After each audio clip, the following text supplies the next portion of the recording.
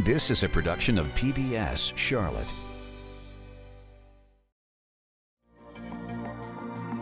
American Graduate Getting to Work is made possible by the Corporation for Public Broadcasting. Just ahead on Carolina Impact. Ever drive around South Charlotte and get confused by Sharon Road and all the variations of Sharon Road? You're probably not the only one. I'm Jason Terzis. Coming up, we'll take a closer look at Sharon Road and find out why Charlotte has so many of them. And here's a new way to recycle old books where the pages actually come alive. So you're looking for a new IT career, but how do you get IT career skills? I'm Jeff Saunier. Stick around. We'll show you how Goodwill might be a good fit for landing that new job and also training for that new job. Carolina Impact starts right now. Carolina Impact, covering the issues, people, and places that impact you. This is Carolina Impact. Good evening. Thank you so much for joining us. I'm Amy Burkett. Tonight, we bring you the answer to a long-time mystery. Ever drive around South Charlotte and wonder, why are there so many roads named Sharon? Or better yet, ever drive around and get lost like I have and turned around on a Sharon Road or one of the many variations of it? If you have, you're not the first and certainly won't be the last. Carolina Impact's Jason Terzis went on a mission to answer the question, who exactly is Sharon? And why are there so many roads named after her? Baby, you can drive my car. Driving around South Charlotte through the heart of South Park, chances are you're on Sharon Road or some other road with Sharon in its name. People do get confused. Just about every road in this part of town, it seems, has a Sharon theme. And we're kind of used to it. It all starts, of course, with Sharon Road. My wife gets onto the Sharon. She called me out of the car and said, how do I get off of this thing? There's Sharon View and Sharon Amity, but not to be confused with North Sharon Amity or South Sharon Amity. Baby, you can drive my car. There's also Sharon Road West and a plethora of others, like Sharon Lane, Sharon Avenue, Sharon Woods, Sharon Commons, Sharon Lakes, Sharon Parkway. Beep, beep, beep, beep, yeah. But that's not all. There's Sharon Township Lane, Sharon Hills, Sharon Acres, Sharon Brook, Sharon Oaks Lane, Sharon Forest, and Sharon Chase Drive. And I'm sure a few others that we're missing. There are more Sharons out there than you can shake a stick at. Baby, you can drive my car. By our count, there's at least 25 of them. Confusing? Yeah, it ought to be. So much so that I was once on a half marathon that started in the city and went south along Sharon Road and Sharon View and said, oh, now I know where these are. So that begs the questions. Who exactly is Sharon, and why are all these roads named after her? I actually collect wrong answers. One of my favorite wrong answers is that Sharon must have been Queen Charlotte's sister. Great answer, but it's wrong. Another one, I keep hearing that Sharon must have been a woman who knew a lot of the developers here in Charlotte. That's not the case. Turns out Sharon isn't a person, but rather a place referenced in the Bible. It sits along the coastal plain of Palestine, now modern-day Israel, along the Mediterranean Sea. If you look in the book of Isaiah, it talks about Sharon in the Holy Land. I think it is Sharon, the plains of Sharon, which are in the shadow of Mount Carmel. The Bible verses talk about it being a place that is blossoming. Your cattle can find water, your crops will grow, and a good place to live for a believer.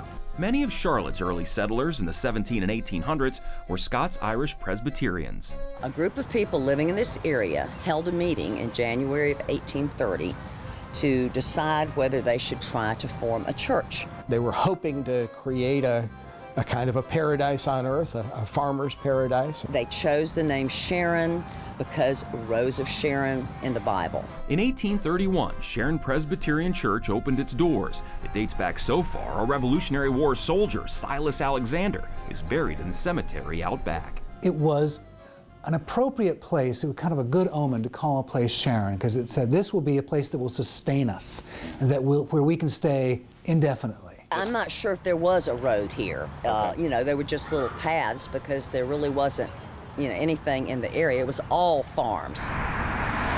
Naming what eventually became the road leading from Charlotte out to the church was an easy decision. Regarding Sharon Road, it's the road to Sharon Church. And that also explains Sharon Amity Road, which leads to Amity Presbyterian Church, founded in 1882, and Providence Road, which leads out to Providence Presbyterian Church, which dates back to 1767. Eventually, the area around the church became known as the Sharon community. As maps from the early 1900s show, Sharon was at that point its own township, completely separate from Charlotte. In the 1920s, former North Carolina Governor Cameron Morrison built his Moorcroft estate just up the road from the church. This attracted other prominent residents. But it really wasn't until after World War II when the developers were trying to attract people out to this new suburban frontier, and it had a good school, and it had some upscale people like the Morrison family, and so they tried to work Sharon into the name of every possible development. And it wasn't just roads that developers attached the Sharon name to.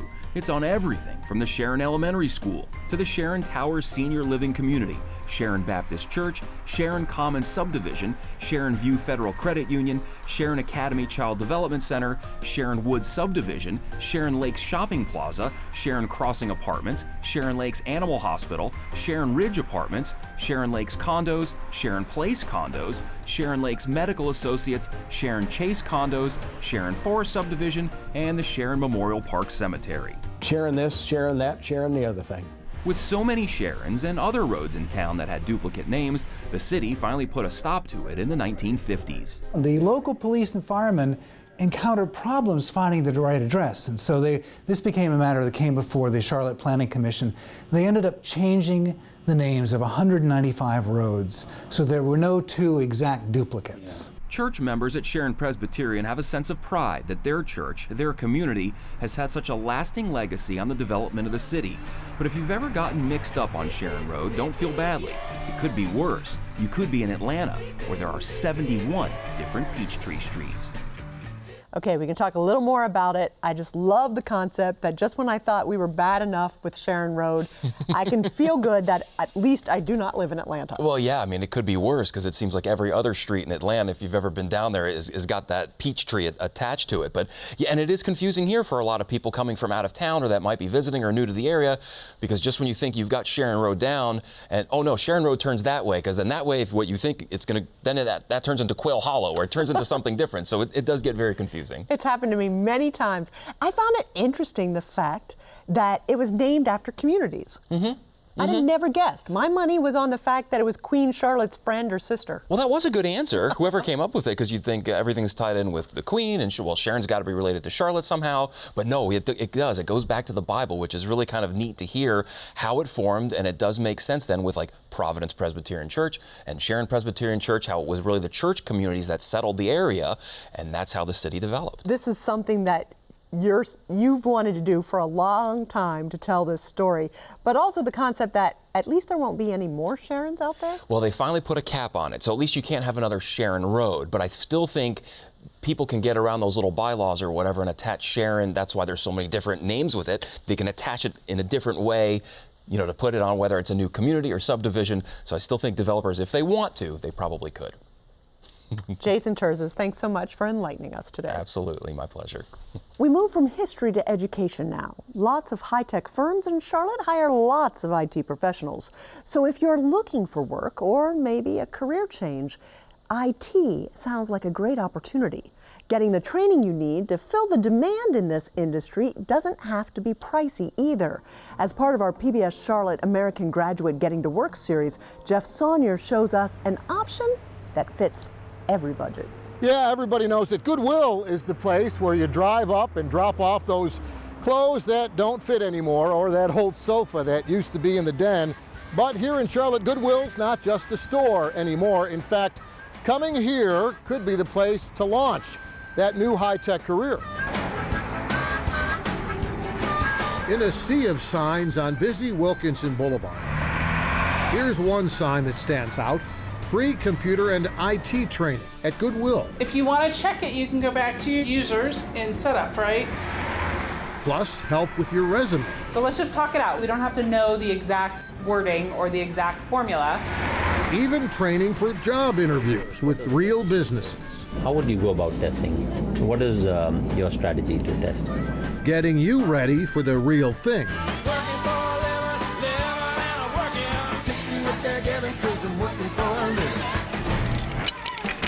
Yeah, it turns out that Goodwill, best known to bargain hunters as their go-to stop for secondhand shopping, is also a first-hand source for free job training in some of Charlotte's fastest-growing, biggest hiring industries. We are providing something that is meeting a need in our community. Individuals who come to us that want to make a change, and that's what it's about. We want to highlight our local talent to employers. So we're in Charlotte today announcing... Meanwhile, some of those employers are also providing funding for Goodwill to train more new Charlotte IT workers. Accelerate and launch skills and STEM training across the This is a video from the Cognizant Foundation, which donated $1.5 million for IT training at Goodwill's Charlotte campus, where the free tuition, the access to public transportation, the classes that prepare you for a job in 8 to 21 weeks all attract a different kind of student. Hi, I know it's been a long day. Keisha Covington is a former school teacher and the mother of these two tired little ones. You ready? Say bye-bye.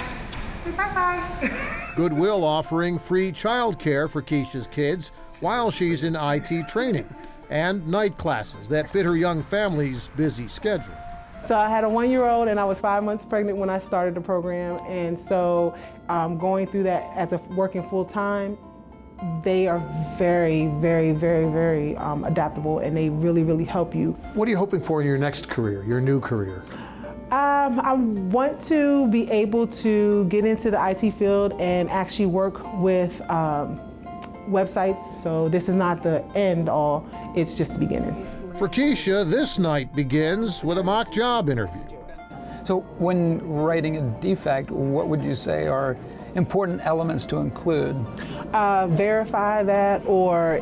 It's another way that Goodwill is preparing IT students not just to do the job, but also to get the job. You figured you'd be with the bank forever. I did, but that changed. Mariam Moon smiles about it now, but she wasn't smiling when she lost her Charlotte banking job after 15 years, which is a long time between job interviews. So these mock interviews are what made Goodwill a good place for her. All right, so the next part of this is what? Also these IT classes taught by actual IT professionals. How ready are they for the job market when they leave here? They should be almost 100% ready, because we not just only give them training with the subject, but also we train them with resume making and interviews and how to fit in. They were hands-on, they answered all our questions, and it was a great understanding with the teachers. This is really good training. Where are you going to be a year from now?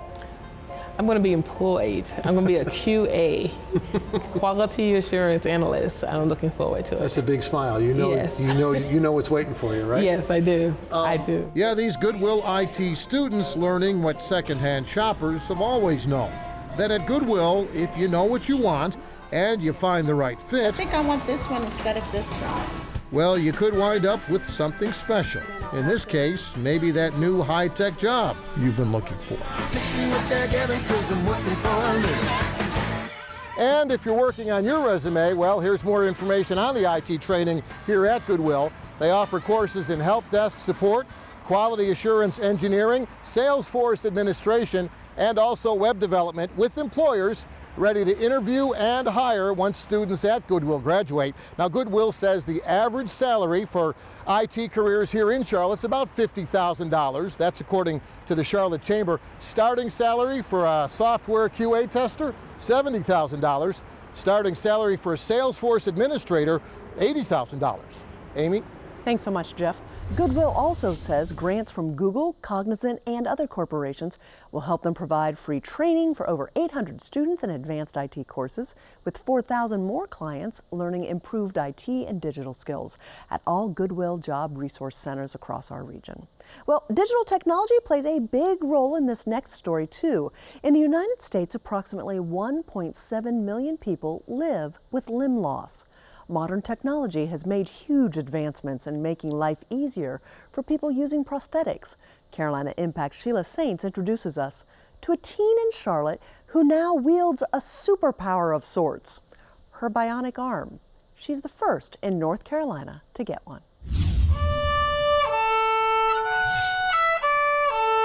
Teenager Giovanna Dubuque plays the violin, plays sports, gets good grades, and she's bilingual. If that's not enough, she does almost everything with one hand. Giovanna was born without the lower part of her right arm. I have one hand. It's not that hard to miss. All you gotta do is look at me. I'm also very stubborn. I've always been independent my entire life. That's because her parents made a decision early on. Since she was born, this was a conversation that we have together to say we cannot put any limit on her.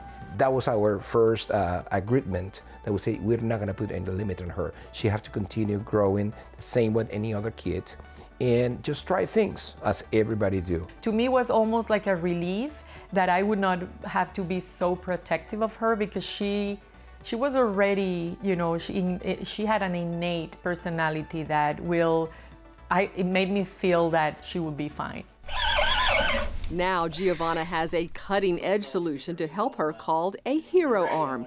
Watch her reaction the first time she saw it. This is awesome! 2 weeks later, she demonstrated her skills. This is the first grip pattern. The Hanger Clinic partnered with Open Bionics to bring this first medically approved 3D printed bionic arm to the United States. We evaluate the patient, we test their electrical signals, make sure they have good EMGs to operate the arm, and then we do the impression of the arm in order to make sure that it fits and it holds on properly and that the electrodes are in the right spot. Open Bionics custom-made the hero arm in the United Kingdom using 3D printing and 3D scanning. Motors, software, and batteries power the hero arm, which weighs only around 2 pounds. Here's how it works. Muscle signals in the user's arm actually trigger sensors inside the hero arm. And then that means that this hero arm can do things like close, open, and grip.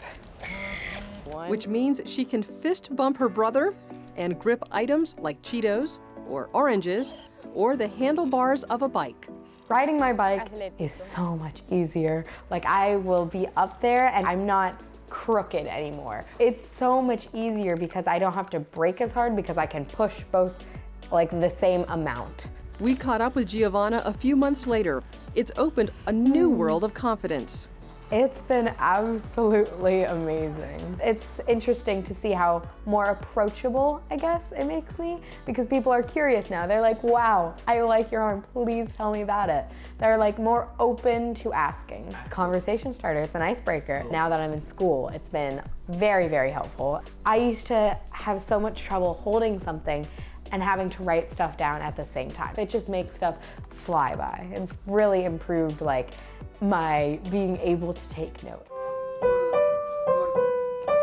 Today she uses 2 hands to practice the piano. Makes me very happy. I'm so excited that I could like actually do this with just a little bit better fingerings. But she admits the hero arm took some getting used to. At first it was very hard to adjust. It was kind of difficult at first to like retrain like the way I had to approach things. It comes with different covers, such as the one she's wearing, Marvel's Iron Man. See? Iron Man. Recently, she took part in the Angel City Games, an adaptive sports festival where she tried track and field and played violin in front of a crowd. To play violin, she uses a custom prosthetic, but her favorite activity is rock climbing. Well, she inspires us every day because she challenges us all the time. She also teaches us that nothing is impossible. It's just to see her, how confident she becomes. It's really rewarding. I am super proud of her.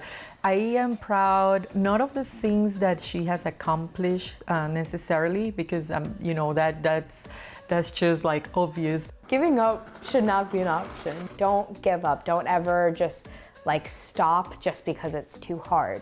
Lots of people have struggles, and our struggles are important to ourselves, and the way that we handle those struggles reflect on ourselves to everybody else. You could say the hero arm turned a disability into a superpower. For Carolina Impact, I'm Sheila Saints reporting. Thank you so much, Sheila. Giovanni hopes to pursue a career in environmental engineering or biomedical technology. Well, finally tonight, we meet a very unique artist. Her background includes being a school art teacher, where each summer hundreds of books were thrown away. That is, until she found a way to turn them into art. Carolina Impact's Suzette Rhee has her story. Middle. Hue. That's another word for color. Okay, and it could be any color. Jackie Moffitt loves teaching art. What you do is you clean your brush. Whether at a summer camp or in the classroom, as she has for years. I love helping guide people on their own creative journey. I love sharing what I know and my skill with them and watching them grow. It's pretty wonderful to see a spark of interest with them, with art. For Moffitt, the love of teaching like this has roots actually in PBS and the legendary Bob Ross. We don't make mistakes. We have happy accidents. Look at her t-shirt and the theme of art camps this summer, Happy Accidents, and the lessons learned through art that can last a lifetime. They think they messed up somewhere or they made an error, and there's really no right or wrong. We can always go back and fix something. It's turn it into a happy accident. There's no mistakes. It was her love of teaching that led her into her very unique pathway as an artist. Moffitt is a book carver. Book carvings are hardcover books transformed into a work of art, into a sculpture. So I look at that I'm making art out of art, that I am paying tribute. So the process begins with the book and pulling an image as well as the words for the sculpture. Moffitt draws the image using tracing paper. Then there's the whole gluing down of the pages so she can create the carving medium. Once I have a drawing done, I'll glue it shut, and I glue the outside of the book. Let it sit overnight, and then the next day I can start cutting. She shows us the book by Muhammad Ali, the greatest. The carving is, of course, Ali, and every word you see is intentional. What I wanted to focus on is the very back page, the last page that you can see in the background. It's the dialogue between him and Frazier.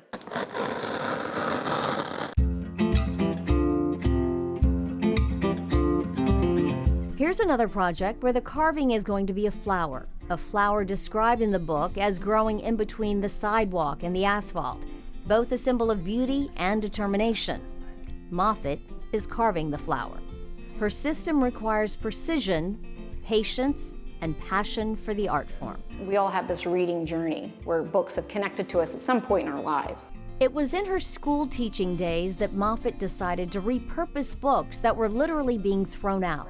So working with books as a medium to recycle and reuse is something she believes in very strongly. From biographies to fantasies, Moffitt's book carvings become treasured and personal keepsakes, and she's done hundreds of them. Each are individual and unique and tells the story of the book as well as what it means to its owner.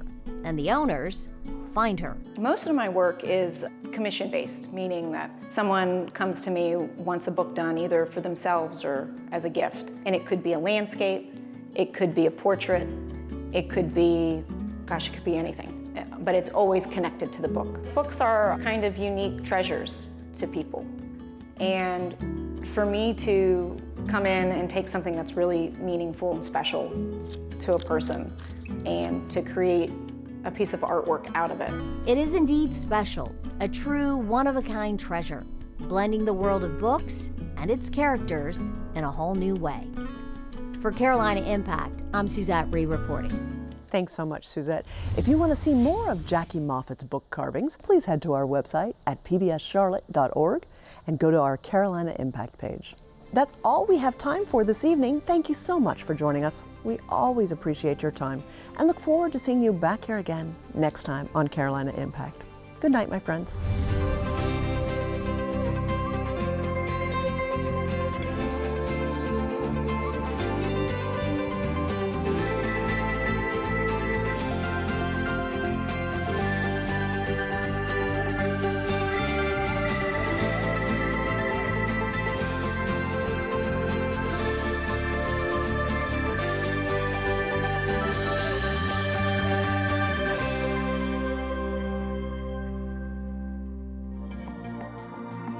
American Graduate Getting to Work is made possible by the Corporation for Public Broadcasting. A production of PBS Charlotte.